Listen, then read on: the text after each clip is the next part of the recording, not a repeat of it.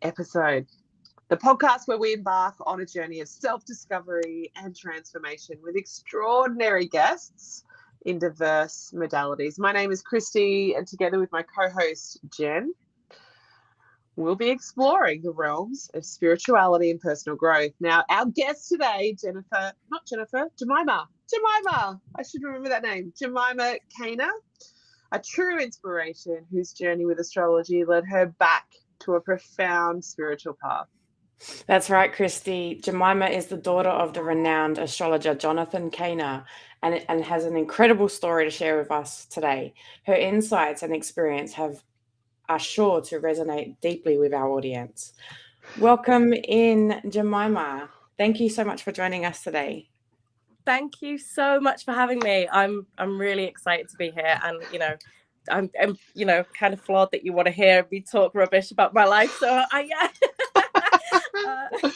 please shut me up if I start waffling. This is great. Why don't we start, Jemima? Could you tell us a little bit more about the early experiences you had with astrology and how it impacted your upbringing? Yeah, so my dad was an astrologer, and I was raised by him. So my mum actually passed away when I was 2, and that was my dad's partner at the time. They weren't actually married, but I think, in the media and things, he would describe her as his wife. And they had, 3 children together, and it was like a big blended family.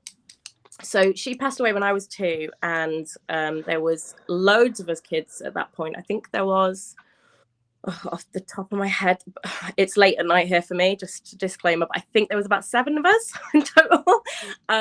So after she died, my dad had started working for papers and writing daily horoscopes fairly recently, I think, around that time. And so I was raised by him, and obviously he worked actually weirdly back for then. He worked at home most of the time. So he would write all of his horoscopes and do his practices mostly at home, apart from when he had to travel. So it was in our household. And actually, quite annoyingly for me, his preferred place to work was in the kitchen. So yeah, he had an office in our house. But I could never understand it growing up. And now that I practice astrology, I do it in my kitchen with my kids there, and I know I'm driving people crazy. There's something, I can totally get it now why he had to do that, because for you to get into the right kind of zone, it's like that in-between state, right? Of between consciousness and unconsciousness, to be able to I guess channel in some way the information that you're getting, and being in a familiar environment and having sort of background noise really helps, and sort of little bits of interruptions, not too much, so it's like a fine balance. So that was really frustrating for me, so when I was a kid, and I totally didn't get it, but it was just always a part of our lives. There was always weird paraphernalia, anything to do. He was he wasn't just, he was just an astrologer, but my dad was an addict, and I've spoken fairly honestly and openly about that. He had a very addictive personality. And there was an intensity to him. So he was really into the occult, and he got really he'd sort of go through different phases of being really interested in something, and he shared that. He loved teaching his kids, and he loved sharing anything he would with us. So when I was younger and I was fairly, my dad was on a pedestal for me, especially because he was not there all the time, and because obviously I'd lost my mum, so it was like I totally lapped it up, and I was really interested, and then as I got older, I thought, oh well, that's great. How do you rebel against a dad who's a hippie, who thinks, I think at one point he was listed as, he used to really proudly say, I was listed as, I was the top anarchist in the UK in like the punk era. So when I was a teenager, I was quite geeky. It was so hard. So I tried very, very hard in my early 20s to kind of totally kick back, and I went to law school, and I was like, I'm not, and went through this whole rejection process, which Yeah. Look at me now.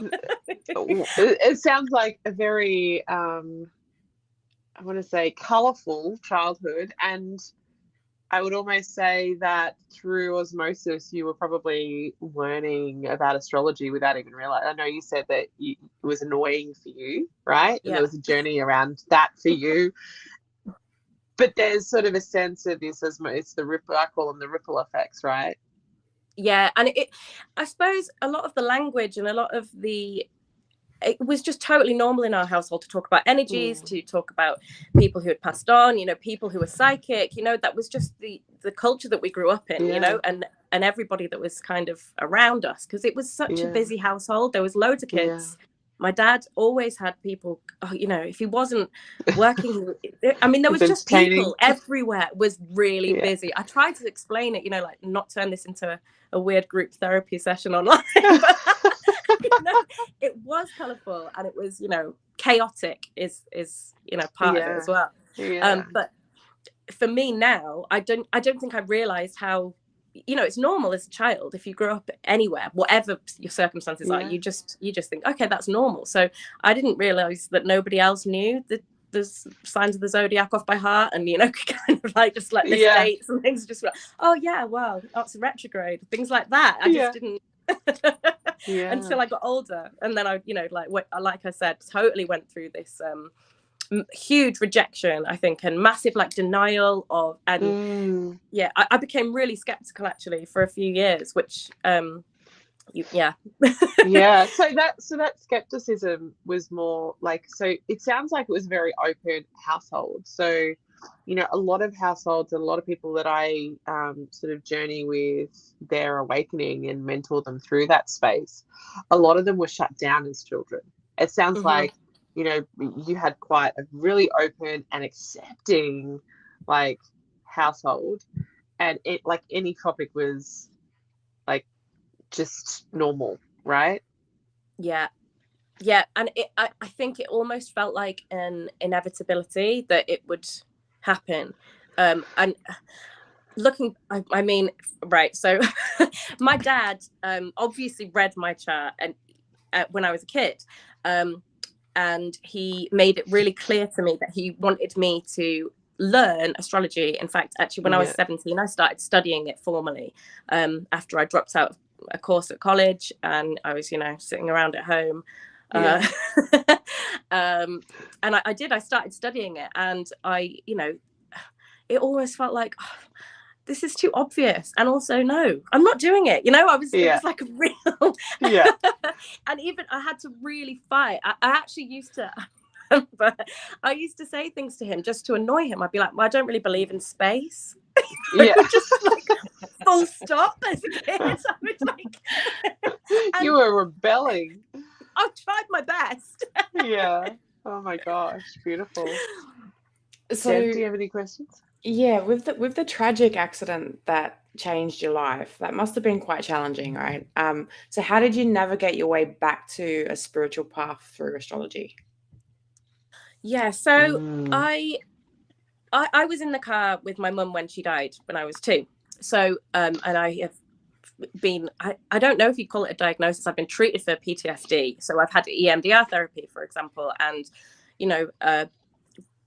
I've had my own straight mental health journey throughout my life as well. And I have always been a spiritual person, but I was heavily, I think because grief was always a part of my life, and because shock and trauma and because I was like pretty much pre-verbal when the accident happened. I have memory of it, and I have physical memory of it, and emotional memory of it, but not cognitive kind of chronological, not the sort of stuff that you can work through in regular therapy, really. There's no explaining that. You're just really sad because you watched something horrible happen, and all of that. So I was really struggling. I was actually hugely depressed, massive anxiety. My mental health has been up and down my whole life, and my household obviously was chaotic. As much as I loved my dad, and I know that my dad loved me, but he was not an easy person to live with. And he would happily, you know, I don't think there's any issue with me saying that. I mean, what's he going to do? Right. Come back and haunt me? Well, he already, you know. I think he'd appreciate the transparency and the open conversation, right? Yeah, right. There's so much learning for everyone in that.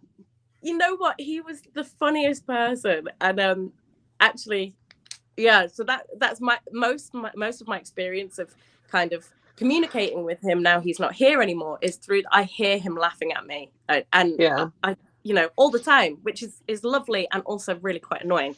But yeah, so I think partly that the losing my mum and the trauma that I went through as a child, I think really formed the basis of my rebellion against my dad and kind of going really skeptical and really going down this journey of totally renouncing everything. And I got to a point where I was like living quite a normal life and I was kind of okay in a way, but you know, there was things missing because I was denying a huge part of myself and my experience as a spiritual person by, you know, just kind of overruling what I was feeling and sensing and kind of, you know, rationalizing my way out of everything, which is, I mean, pretty relevant. You know, full moon in Aquarius is great because it's like, okay, we can we have got that clarity and that little bit of objectivity. But I think I was quite good at that. I could do quite a lot of detached, you know, talking myself down from things. So I would experience things spiritually and just totally either refuse to accept them or, you know, I think I've spoken to a lot of people actually who've sort of become awakened or gone down a more spiritual path. And it's been really reassuring for me because I thought I felt really alone. And I think I felt really, not just that I was going mad, but there's so much wrestling with your own inner doubt and working out what's intuition and what is, you know, anxious sense of doom, right? It's like working out for yourself how then, and I think because for me, because I was always aware of, you know, death and like that ultimate end point because my mum had died and it was, you know, it just defined our existence as kids and my dad from that point on. And he would openly talk about, you know, being in communication with my mum, and I mean, he kept her ashes. He actively tried to conduct ceremonies and spells and things to try and like promote her connection back. Growing up, he had a whole room. So basically, after she died, she was an artist and she had like a studio in our house, and he like locked the door. It was almost like something out of a creepy book or a film. So he had all of her possessions, everything. So he was devastated. Totally devastated. And we as kids, we would sneak into this room. We weren't allowed in there because it was like untouched. And I think, you know, for him, there was a lot of ritual, there was a lot of hoarding, there was loads of that. And we would go in there because we wanted to smell her clothes, you know, even as kids, very young kids. So me and my younger brother and sister, who were actually, I mean, they were 7 months old when she died. And I was, like I said, just turned 2. So we were really young. So young. Yeah. And so yeah, he'd kept this room. Which again, like growing up and kind of looking back on that when I hit adolescence in my early 20s and going, God, that's really creepy and probably not healthy for us. And actually, like, did that help us grieve? No. And hey, can we talk about some of this other stuff that's happening? You know, I see it totally differently now. I have a level of empathy for my dad that I totally found through accepting who I was and what I felt and getting to a point which was actually shocking for me. So I mean, astrologically, I went through a series of transits. Sorry, I'm trying to like worm my way back to the question that you actually asked. Like I said, I waffle, but that's all right. This is a great conversation. So like astrologically, I had a lot going on. Basically, my dad had died. I was 25, right? And very quickly, within hours of him passing over, it was like this stream of Yeah. talk, I could hear him talking. We were having back and forth conversations, and it was like really intense. And yeah, and I accepted that immediately after he passed away. But after a few months, I found it really difficult. And I tried my hardest to shut it out, because it was totally interrupting me trying to go through a process of what I thought was appropriate grief, I guess. We're taught so much about grief, and that we should follow these stages and come to a point of acceptance, right? Yeah, and totally. And I guess having that ongoing, or just that knowledge of actually that nobody's gone anywhere. Spirit's infinite, and we are always connected. The love is still there, and I didn't find that comforting. Yeah. Back then, I think you go through a point where you wanted his human here, right? You just wanted his human here. Physical. Exactly. You wanted to sit down at the kitchen table and have a conversation with him, hold him, hug him, laugh with him. Yeah. In real life, in real time. It's that physical presence, and you have to kind of, and for you to keep on in this physical world, like we're still here, right? When somebody passes and we love them, we're still here. We still have to do the washing and all of that stuff, and it's really difficult to try and keep one foot in each place, I think. And I think you have to get to a point where emotionally you've compartmentalized to a point where it's like it can come, but it's not going to floor you to the point where it can be a little pocket and a wobble, but actually you're okay, and you can be okay for the people around you. And that's not what was happening for me. So that was it. I totally shut him out, and I was coming up to my Saturn return, so which was massive for me. So I don't want to bore you with the ins and outs of my chart because, like I said, this is not a therapy session for me. Well, the next question actually is, how did astrology help you cope with the grief and connect with your father's spirit? So initially, so I'm 33 now, and I actually only formally finished studying astrology last year, about a year ago.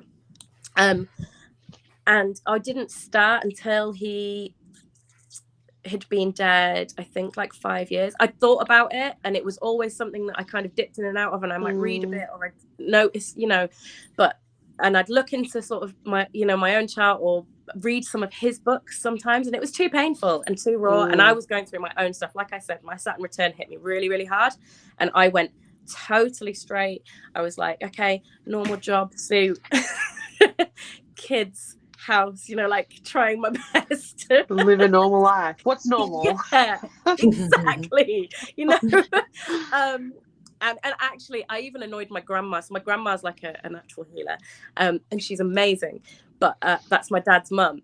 But I moved into a house that was underneath a pylon, and she was totally freaking out about it, because that's and again, I am a bit of a rebel. I used to find it quite annoying. She'd be like, "Well, aren't you finding it's making you depressed?" And I was like, "I'm already depressed," How can it possibly get worse? Maybe it will help. It's like electric shock. So you were just trying to rationalize with all these, with all the spiritual aspect that was being thrown at you, kind of everything. You were deflecting it all. Exactly, total denial. Wow. And then wow. Yeah, and then there was these transits with Pluto that basically connected with different points in my chart. And there's Chiron in the mix there as well, which is wounded healer. And I've got Chiron in Cancer.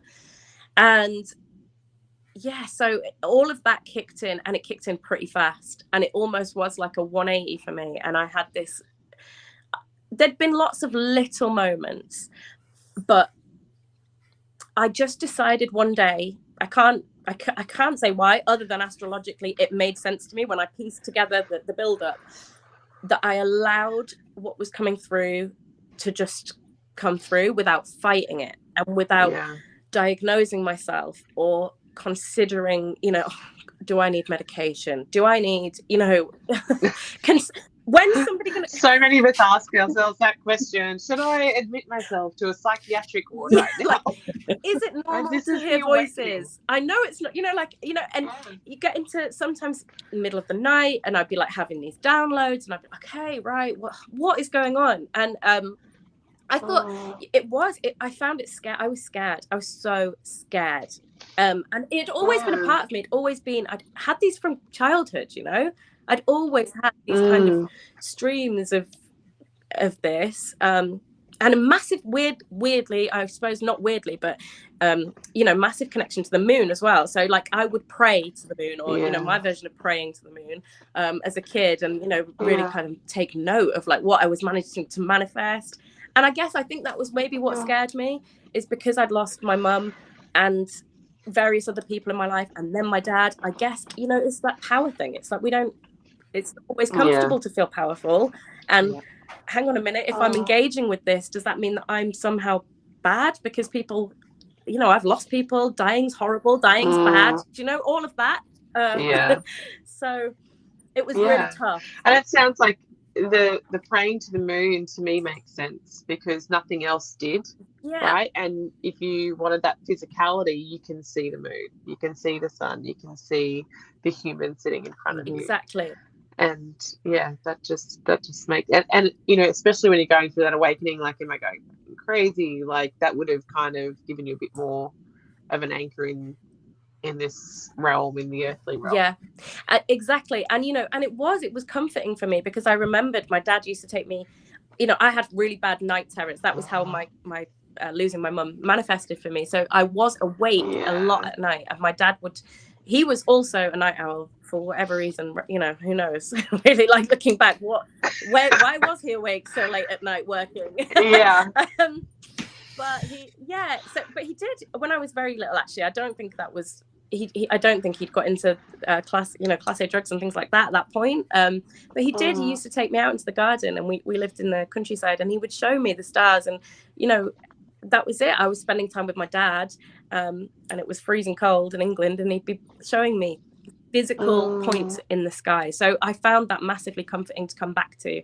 And and then it just hit me. I thought, right, I'm going to study it properly, right? And I'm going to just go in with it like half an open mind, but actually very ready to kind of go back and think, renounce, this is exactly what I thought. It's all nonsense. He was a total fool. And, like I got to a comfortable point. I think it's like you're in that denial phase.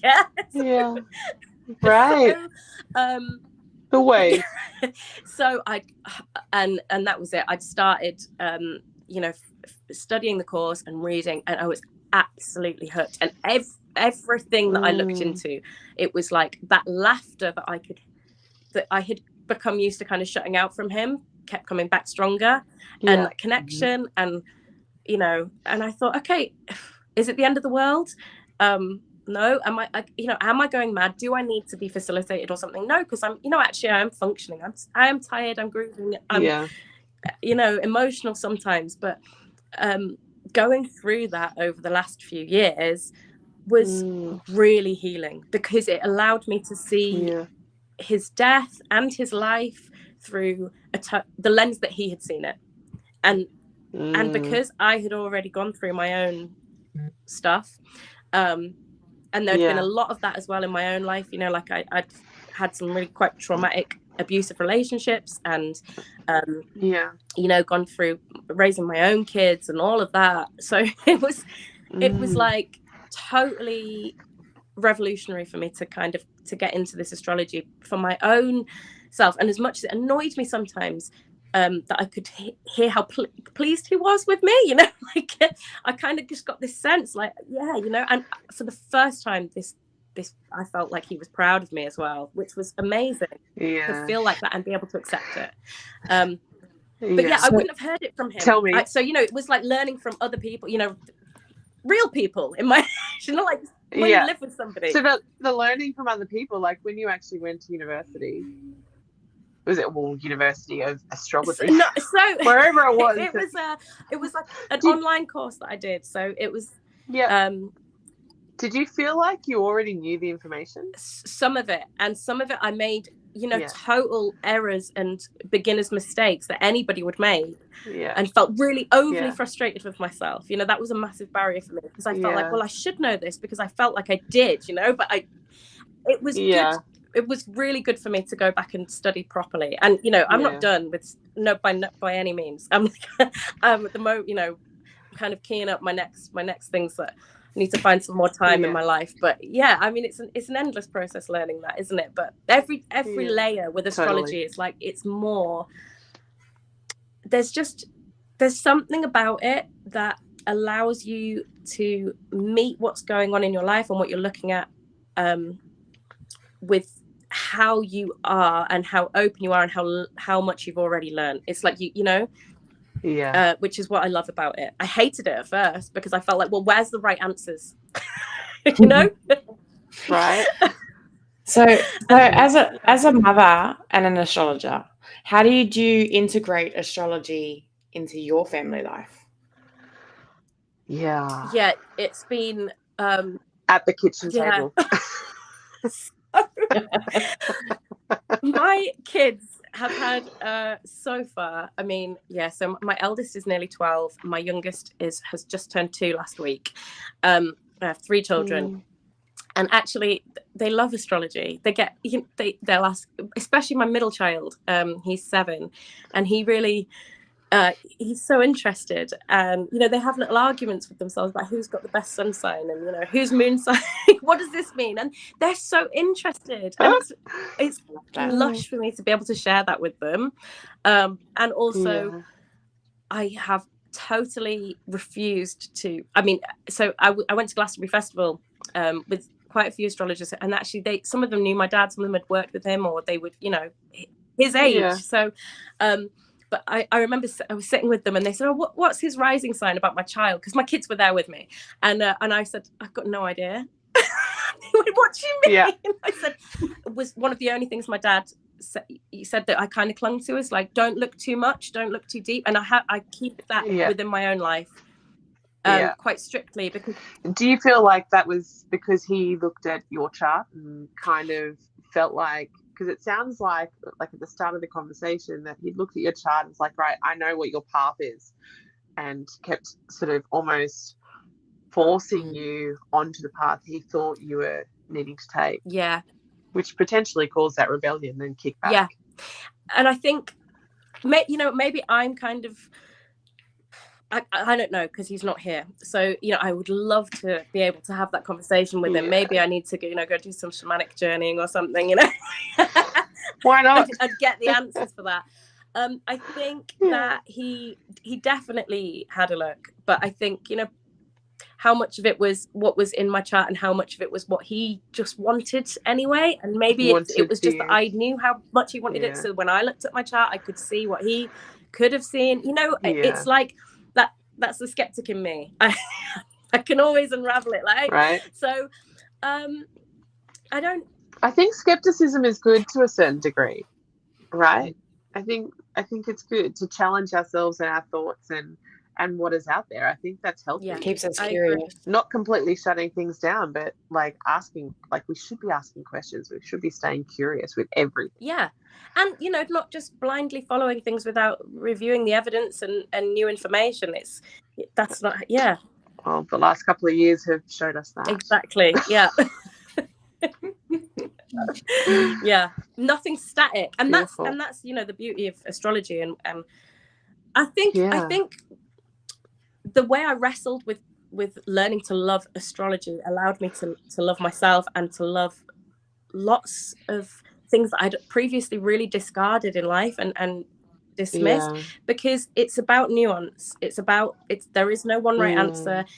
There are, there's always 1,000 different explanations. It's about context. I mean, I'm a sun sign astrologer, right? I boil it down as much as you can possibly boil anything down. I write daily horoscopes, but underneath that, the practice of actually looking at a chart and engaging in the state that you have to kind of get your mind to get things to flow, it is like nothing else. You have to engage on a spiritual level. Otherwise, it's just you. your chat GPT, I guess. Right. And what I just heard you saying was like this rejection of the astrology piece for you was almost, and correct me if I'm wrong, maybe was a rejection of a piece of who you actually are inside of you. Hugely, yeah.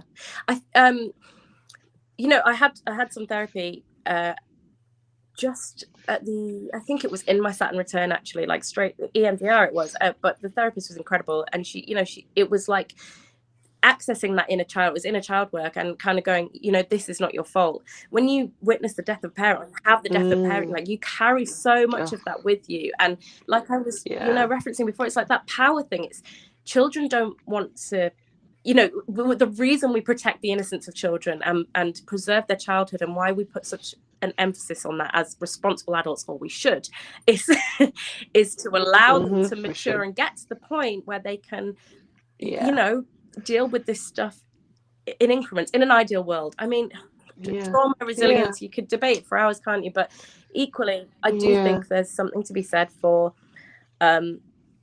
allowing a child to be a child. And there's some experiences that they remove that from us without our choice in the matter. And going back and being able to hear that and accept it, because people had tried, but until you're ready to get to a point where you can, I guess, you can start to heal and put together the different pieces of you that have been hurt at different points in your life. You can't do it until you're ready. It's like that chicken and egg kind of thing. It's like, it's not gonna, doesn't matter what advice you hear, you're not gonna listen to it, are you? It doesn't. Yeah. So, looking at astrology, if someone was, coming into this space and they, maybe they do read, is it their sun signs are the ones that, that's the birth sign, isn't it? Yeah, so that's your star sign or your birth sign. That's where the sun was when you were born, yeah. Okay, and that is, that's the one that you read in the papers and the magazines and online, right? Yeah. Right? So if someone's wanting to understand a deeper sense of who they truly are through astrology, what sort of reading? Because I know a lot of astrologers, and there's like, I'm like confused. I'm like, I just want a reading. I just want to find out about, like, I know my human design. I'm curious about astrology and how that like all intermingles. But if I wanted to go to get an astrology reading to find out more about who I am and how I function, and a bit about my life, what sort of reading would I get? So you would get like a personality chart, a birth chart, right? That's like a traditional horoscope. Yep. So that is all of the planets in the signs at the point in time and the place of time where you were born, right? So that would be like, is that the same as a natal chart? That's a natal chart. Yes, that's another word for it. Yeah. How do they use all these words? I'm like, it actually confuses me. Do you know what? I think that's part of what drove me bonkers when I was a kid, is because we were around so many people who were spiritual and practicing and all of this. It was like, but jargon and mysticism used to really wind me up. And it still does a lot of the time, because I feel like it's this gatekeeping to knowledge that we should actually just all have to help us grow. Yeah, so, I don't believe in gatekeeping. I'm like, let's just demystify I do not believe in gatekeeping. Let's just demystify it and make it work. Keep it simple. Stop complicating it. What's your sun sign? Me, I'm Scorpio. Right, okay, yeah. That makes sense. I'm a Scorpio. I'm a Leo. Are you? Yeah. Okay, right. Yeah. Amazing. So, wow, this is a tough time for you at the moment. Yeah. Sure. Well, she's embracing it. I know that we have our moon sign and our rising sign. Yes. So rising sun and moon, right? Yeah. So in America, I met some amazing American girls when I was at Glastonbury Festival, actually, and they were talking to me in a totally different language. It's like younger people there, it's just like, oh yeah, well, what's your rising? What's your big three? And it's like they all know it. And I was like, wow, it's great. So your moon sign is obviously the sign where the moon was when you were born, and that is actually traditionally that was the sign that you would identify as. That's what I was told. So up until they effectively, patriarchy kicks in like it always does. guy wanted to make some money, I think, is what was going on. You know, and they were like, okay, well, we'll make the sun signs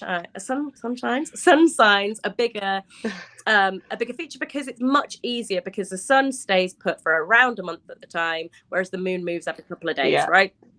So calculating it is much easier. And how are you going to write moons? I mean, you can actually, sometimes I do it, but finding it out for people is difficult sometimes if they don't have access to their birth records, or they don't, you know. It's like it needs to be more accurate to get an accurate reading, whereas a sun sign is more generic. And the rising sign is the point on the horizon at the time and place where you were born. So if you were so it's the point of the zodiac that would be coming up over the horizon. So it depends on what time of day you were born, basically. Okay, so the moon sign, is that like so I also heard exactly what you said, that our moon sign is more about true sign. Is that like, does that also rule our emotions? Yes. So your sun sign is definitely your true, it is your true sign. And you know, I have to say that because I am a sun sign astrologer, like my dad was, you know, but it's your core, it's kind of your, I guess it's your ego, your consciousness, and your life purpose. You know, it's those things. Okay. But your moon sign gives you your unconscious experience. It's your emotions, it's your needs, and it's your reactions as well. So it's your moon sign tells you how, or gives you a sense of like how you're going to react to things on a visceral, unconscious level. So it's not necessarily, you know, there's no guards there. It's not about, unless I guess you're a moon in Cancer, and there's a lot of so probably moon in Scorpio as well. Yeah, you know, but it's a different kind of experience. My moon's Sagittarius. Okay, right. I don't know what that means, but my moon's Sagittarius. Okay. I have no idea what it means. An adventurer at heart. It makes a lot of sense for you, your spiritual journey. You know, that is an incredibly spiritual combination. You know, the moon is like, let me get this right. When I was learning it, I think it was like the sun is your spirit and your moon is your soul. So your moon is like your it's your spiritual experience linked with your physical experience, and they're bound together, which is hugely, I think, really important as well. Like moon sign astrology is like actually what I totally love, because it just gives you so much more information that feels relevant. Like when I found out my moon sign, I think I spent about a week reevaluating my whole life, myself, and I just went, everything made sense to me. And I felt okay for the first time in a very long time, when I remember the moment of kind of discovering it and really looking into it. It's like a feeling of understanding who you truly are. Yeah, completely. I felt the same with human design and I feel like if I understood my astrology, I feel like I would actually feel the same way. It was the first time I ever felt seen, and like I was like, I get it now. Like I understand and you know, I think also we need to be, and I think this goes with anything in this space, we need to be careful not to blame our signs, or, you know, I'm like this because I'm a Scorpio, or I'm like this because I'm a Cancer, or I'm like this because my human design is this, or, you know, we need to take radical responsibility of who we are and the choices and decisions we make and how we show up in the world. To me, this is like understanding our operating software, would you say? Yeah, it's like when you look at your whole chart, and it should be done in consultation with an astrologer who you trust and who you can have that open conversation with. I mean, that for me, there's very little point. People like to test you, you know, especially if they're skeptical, which, you know, I actually don't mind, but they're not going to get much out of it. So sometimes if I do a reading on somebody and it's like they're desperate, and I can see why always in their chart, I'm like, okay, I can see why you really want to sort of prove me wrong or something. I'm like, but you're not going to get much out of it, because like I said, the interpretations are nuanced, and without that kind of, for me anyway, the way I work when I do consultations, I much prefer, I'll do written charts like remotely without meeting somebody, and I offer that as a service, but it's very different to sitting with somebody, with another human being, with that knowledge, and being taken through step by step some of your predispositions. And it's really important as well to have somebody who knows, which is why it's like, you know, the gatekeeping argument thing, because that comes up too in terms of ethics for astrologers all the time, because it's I can kind of understand to a point why many people feel afraid. It's like knowledge is power, but a little bit of knowledge is it can be dangerous, because you assume that things, it's so dangerous. Yeah. And well, Saturn's connected to this, or there's an opposition here, and that means I'm doomed. And it's like, well, if you are so focused on being doomed, then things are not going to. Mercury retrograde. I'm going to blame everything today on Mercury. Like the full moon. Like, I know it affects us. I heard someone actually say. I heard someone say it on TikTok and described it as Mercury being in the microwave. I loved it. Mercury's making lemonade.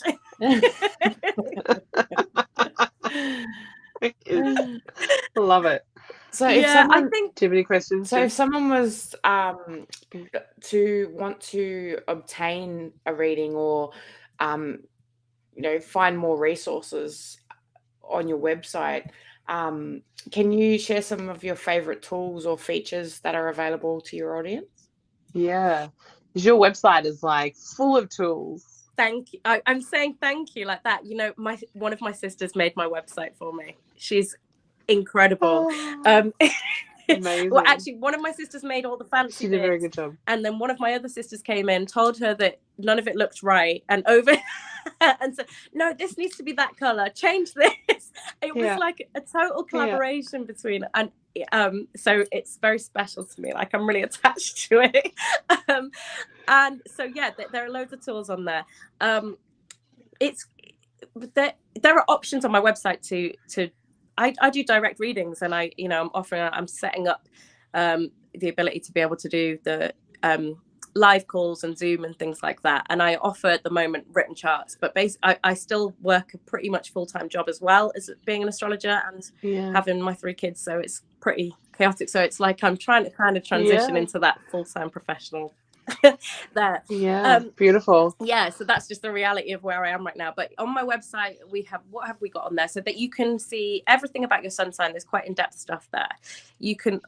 I actually do something pretty, this is the 3rd time I've ended up saying something rebellious as well. So as an astrologer, you're definitely not supposed to look at your chart in little parts, right? Because everything should be informed by context.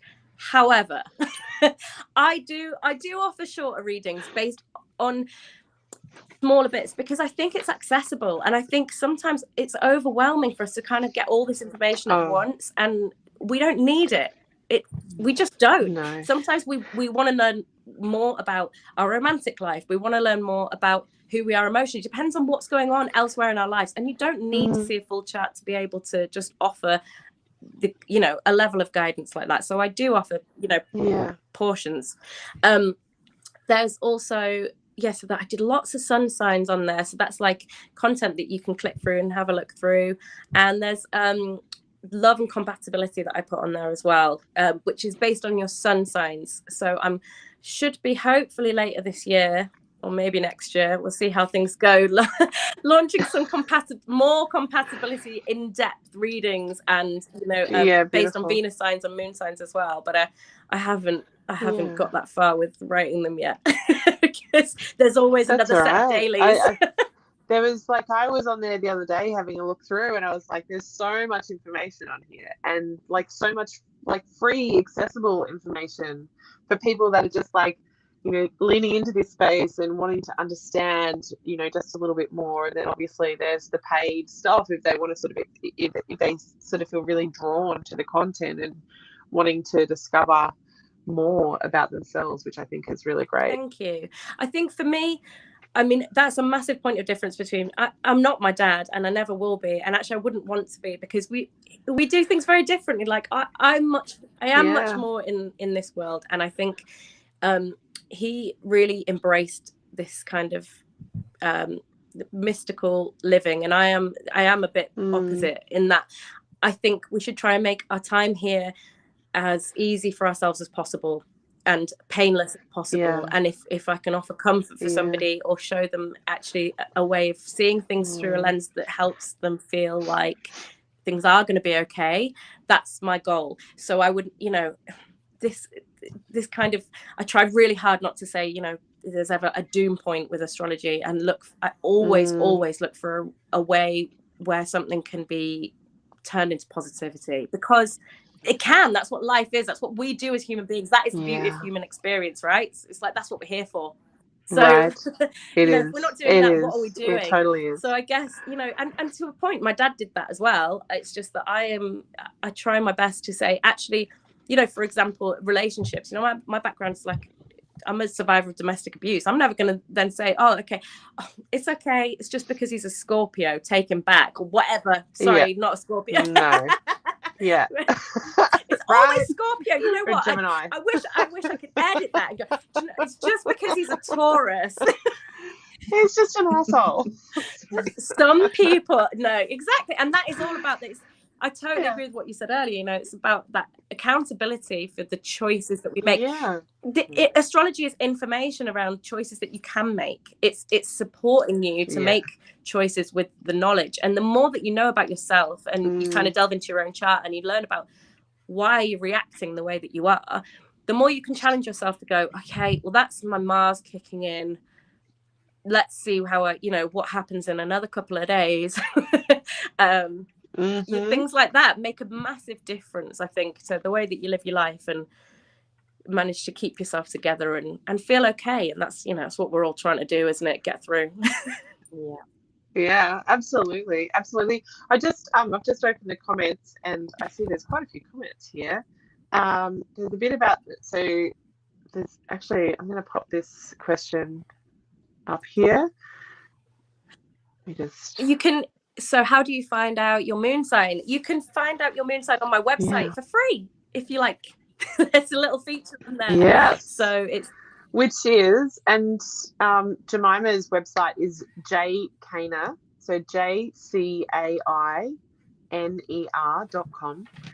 I'll pop the links below in the podcast and also below in the chat when this ends. It doesn't actually allow me to pop it in there now, but it will be there very shortly. Now, you can also find Jemima while I've got these links up on Instagram, Jemima Cainer.astrology. And on TikTok, she's fairly new on TikTok. I had a little scroll through yesterday, which is tiktok.com /@ Jemima Cainer, all one word. I actually wanted to ask you, this is sort of going back to your dad, but also with current world events with Sinead O'Connor dying. I noticed in one of your videos that you were speaking about the Saturn return. What is a Saturn return? So a Saturn return is the point when how do I explain this without explaining everything? Sorry, it's late at night here for me. Very late. So, very late. My eyes twitching. So a Saturn return, when you're born, Saturn, the planet, will be within a zodiac sign, right? And it stays there for a period of time. It's like it's a transpersonal planet, so it's usually sort of a generational thing. So everybody within those few years will have the same Saturn sign, but probably all at different degrees. Saturn return is when Saturn makes its transit back to the same point in that zodiac, and it does that about every 25 to 30-ish years, depending on retrogrades and all kinds of other stuff. So at the moment, Saturn is in Pisces, so babies born at the moment this year and for next year, but only from this year, will have their Saturn in Pisces. And people who were born about, I think they are usually about between 25 and 28, but I can double check. At the moment, will be having their Saturn return or certainly feeling it. There's sort of shadow times as well, where the influence can be felt, but the planet's not necessarily in the sign. So that's the point where it crosses back in your natal chart, back to where it was when you were born. So it's this huge period of reckoning, really. You're coming up against yourself in a way, and your mortality often. And that's not to say that everybody is going to pass away during their Saturn return. It doesn't happen, but it's about recognizing your own boundaries, your limits, and looking for structure, restructuring your life. All of that comes into play, and it depends on your birth chart, like everything. All astrologers ever say really is, well, it depends. Well, it depends, because There's so many possibilities. I've been trying to write them all out one by one. There are thousands. It's brilliant.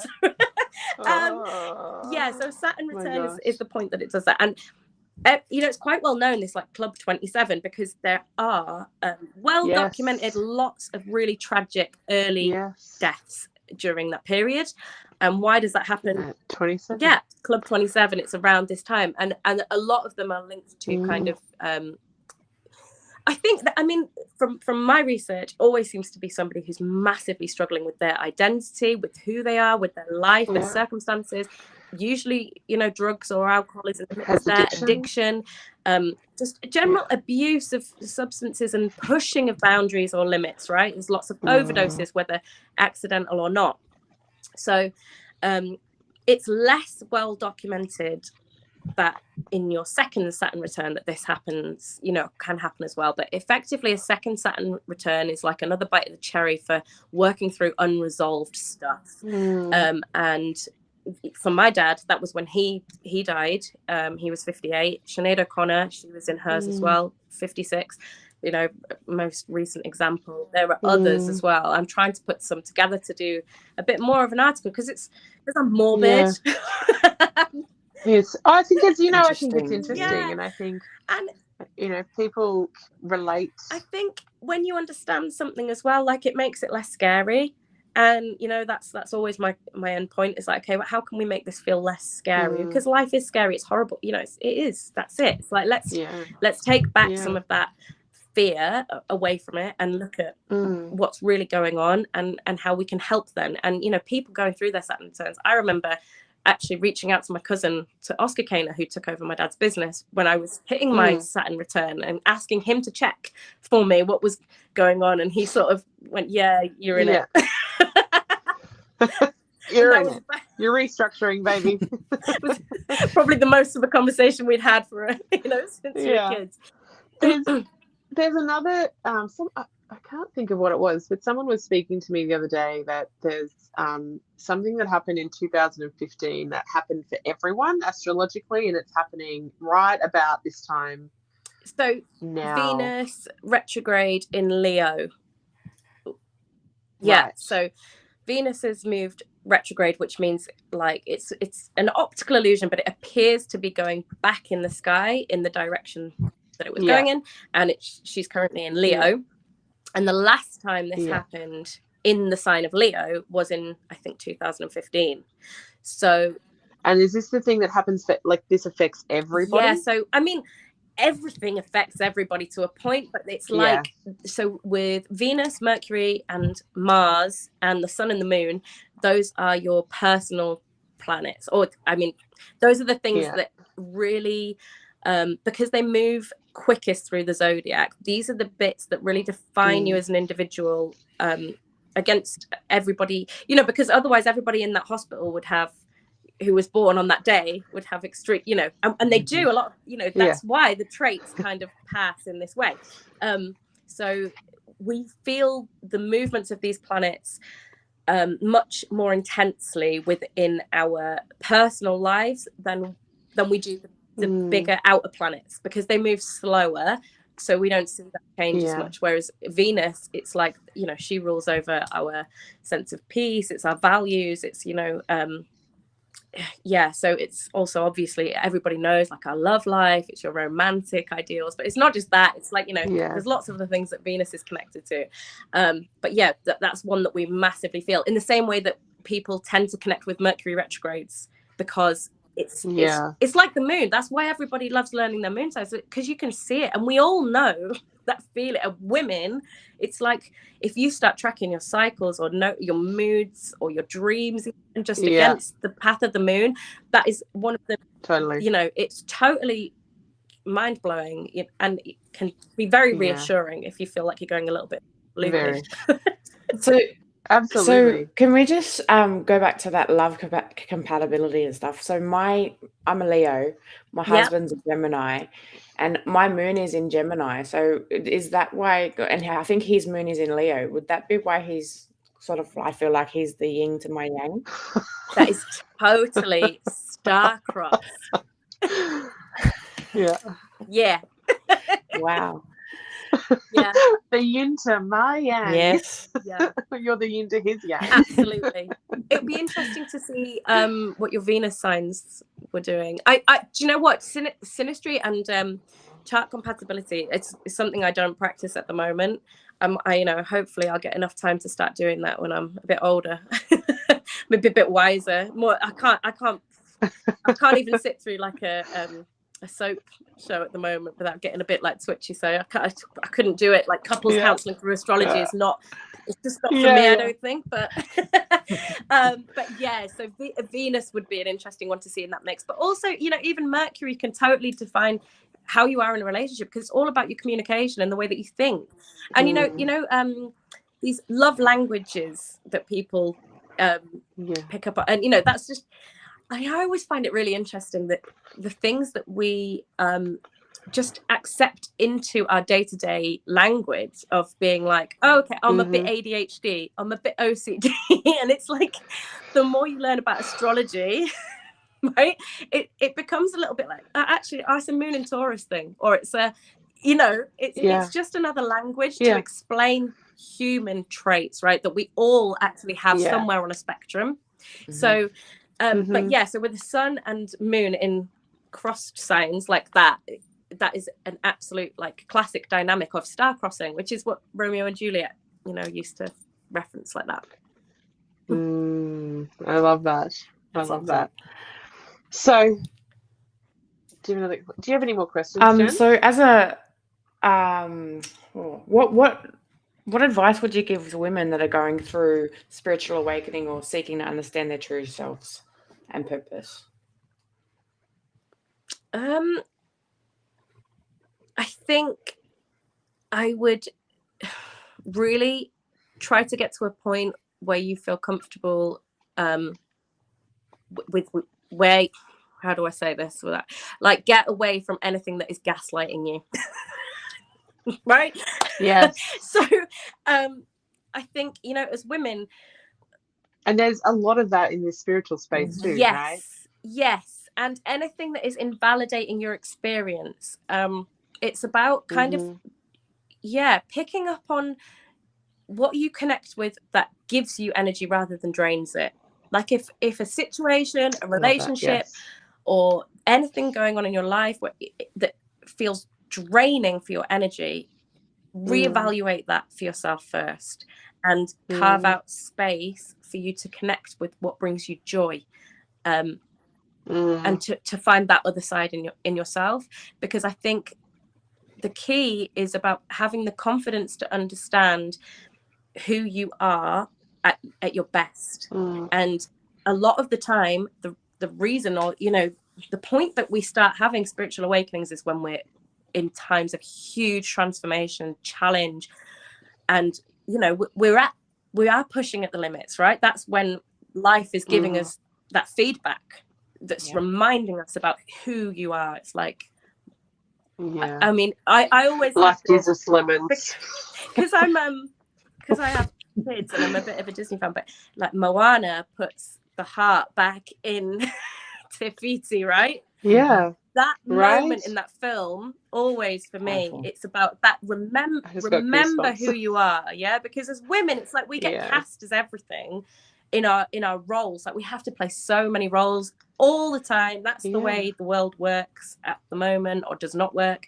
So reclaiming that for yourself, remembering who you are and feeling joyful and seeing what you can grow through that, and just carving out a little bit of time for yourself to do that, really, I think, creates a great spiral for you to build on, and to eradicate that doubt, because we all get that.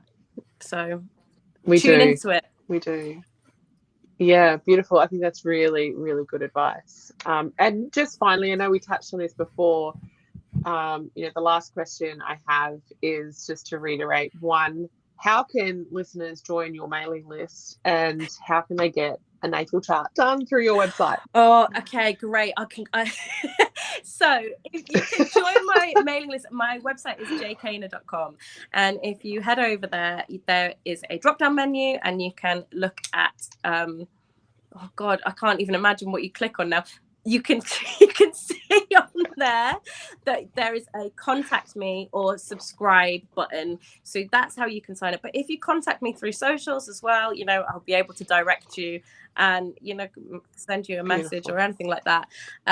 And yeah, I do personal readings. If you look out in the next few weeks, there will be bookable appointments on there, so that you can, Wonderful. if you want a full reading face to face or written, we can work that out for you. I would love to do it because I'm nosy. I love like it. I love it. I think you. My moon's in Virgo. I think you'll be seeing me in the near future. That's for sure, Jemima. Definitely. So thank you, Jemima, for sharing your incredible journey and your wisdom that you've gained through astrology. And, you know, your journey of awakening has been absolutely amazing just to hear that journey in itself. It's been an enlightening conversation. Absolutely. Thank you so much for having me. It's been really lovely and healing for me. I just love talking about any of this. I hope, you know, that I've managed to make a good connection with anybody that's struggling with grief or, you know, loss and or their mental health, you know. So yeah, reach out. totally. And to our listeners, if you're seeking hope, guidance, and empowerment, be sure to check out Jemima's website, J. Cainer Astrology, for a wealth of resources to aid you on your spiritual awakening. That's right. Join us again on the next episode of Elevate Your Spiritual Awakening as we dive deeper into the realms of self-discovery and transformation with more inspiring guests. Until then, keep elevating your spiritual awakening. Big love. Thank you for tuning in. Remember, like, subscribe, and share the podcast with your friends and fellow seekers. Stay cosmic, guys.